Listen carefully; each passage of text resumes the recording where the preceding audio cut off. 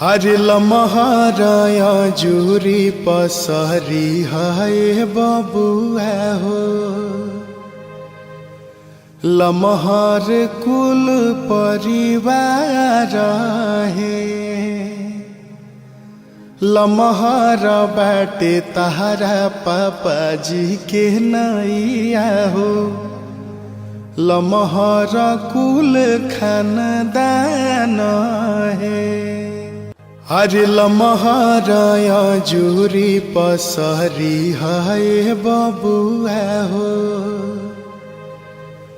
लमहर कुल परिवार है।